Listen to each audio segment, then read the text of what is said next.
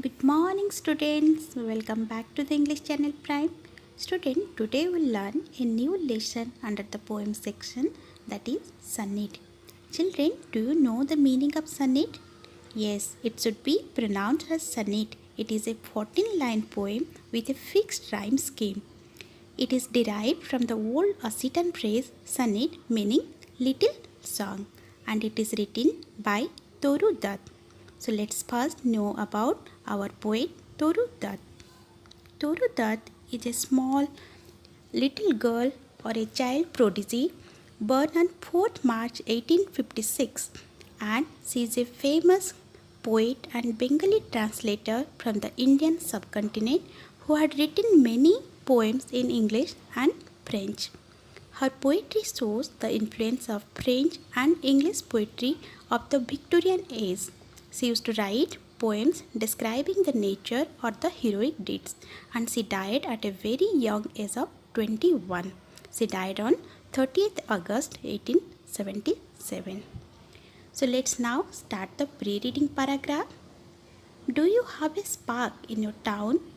Has it trees, plants and bushes, or more space is given to lawns? What do you think a park must have? Trees or lawns? Which looks more beautiful and why? So children, do you have park? Yes, we have park in our town. And do it have trees, plants or bushes or only lawns? Lawns meaning the grasslands. No children, we are having parks with both plants, trees, bushes and long grasses or the lawns or the grassland. Do you think a park must have trees or lawns? Which looks more beautiful and why? Yes, parks looks more beautiful if it has trees and also lawns, because trees gives us shades, fruits and flowers which makes the park more beautiful. Now in this poem, Toru Dutt describes the beauty of the garden around her bungalow. So let's start reading the poem.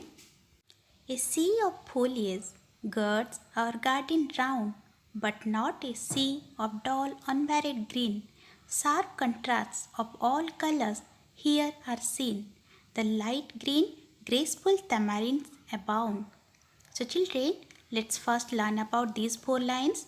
A sea of foliage, foliage meaning greenery, the green leaves, girds meaning surrounds our garden round. The poet Toru Dutt describes that she has a garden and she is roaming, strolling amid the trees in her garden, and she is comparing her garden into a sea of foliage. That is, the sea is vast, the sea is huge. Similarly, the stretch of foliage is as vast as the sea. Here, a comparison is being made between sea and foliage. This is called a figure of speech, that is metaphor.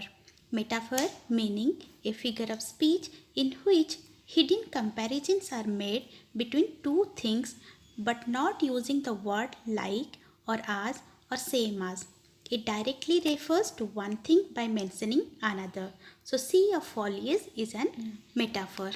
Now next is, but not a sea of dull unvaried green. Children, again sea of dull unvaried green is again another metaphor, because here the poet is saying that sea is dull green, sea is always green, but not her garden. Her bungalow garden is not a monotonous green, unvaried meaning monotonous. Her garden is not exactly unchanged green. It has a beautiful color, texture and different shades of color. Sharp contrasts of all colors here are seen. That means she has colors of different types, like the light green, graceful tamarinds abound.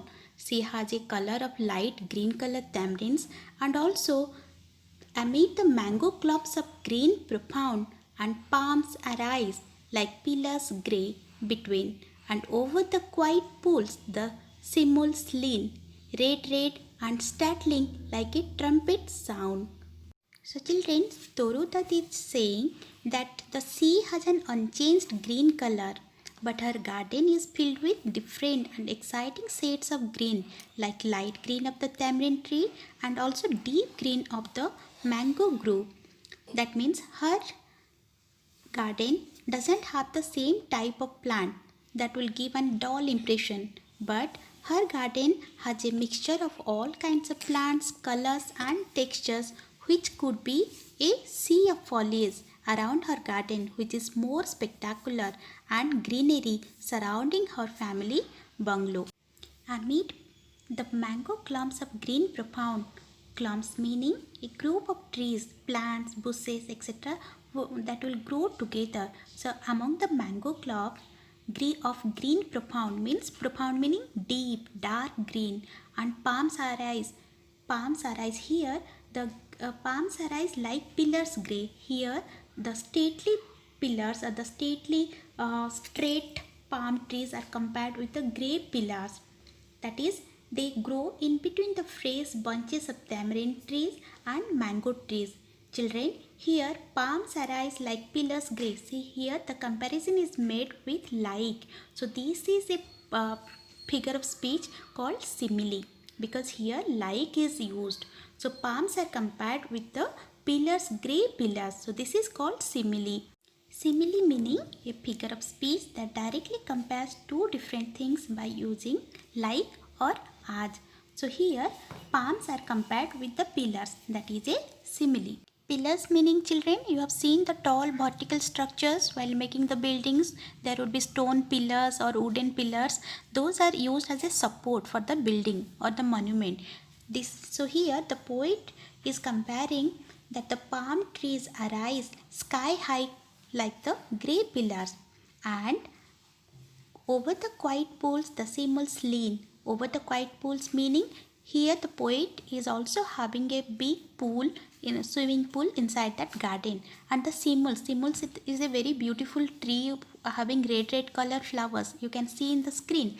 Those flowers lean over the pond in the red color, and the simul trees lean over the ponds in the garden. They all are dashing red in color, which glares our eyes, which startles our eyes, which surprises our eyes. Similar like when we hear the sound of a trumpet, how we got surprised, like that it is compared to the startling sound of a trumpet.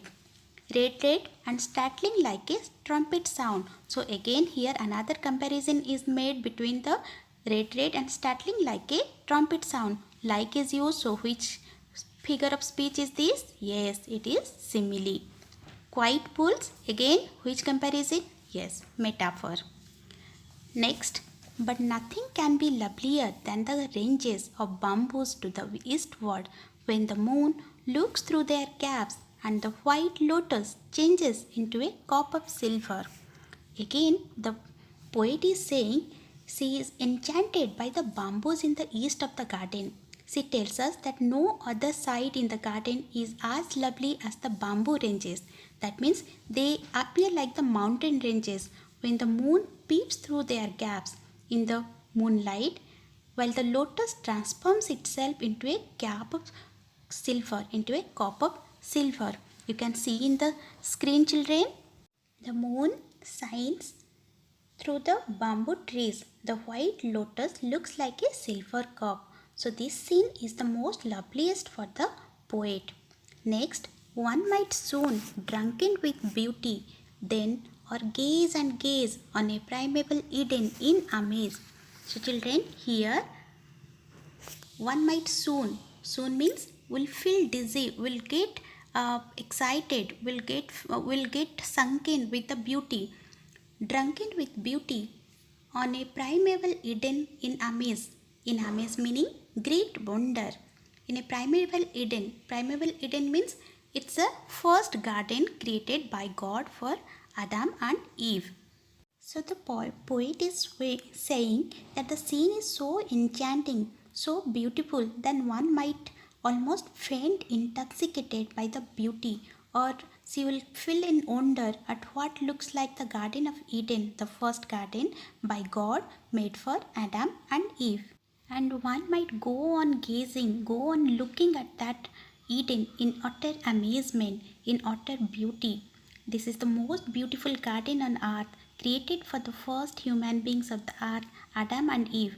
It looks like that garden made by God. So sonnet is a representation of the poet's garden in beautiful explanations with the beauties of nature.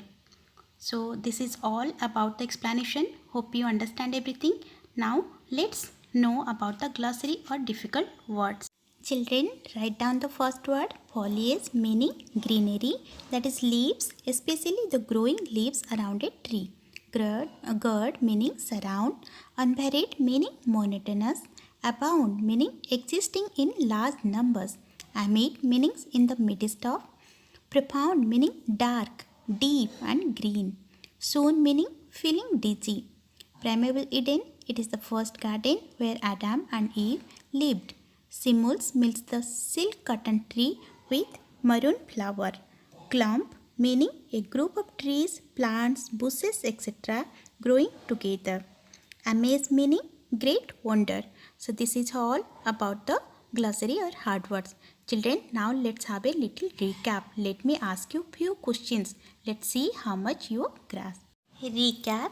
So children, tell me what is compared to the pillars of grey or grey pillars? Yes, palms. And what is compared to a silver cup? Yes, lotus. And what these comparisons are called as? Yes, it is called as simile. Can you tell me what are the metaphors used here? Yes, sea of foliage. What else? Soon drunken with beauty. Very good. What else? Over the quiet pools, the simulus lean. Very good. All these are metaphors. Hope you understand everything. If any doubt, ask in the comment box. Thank you, children.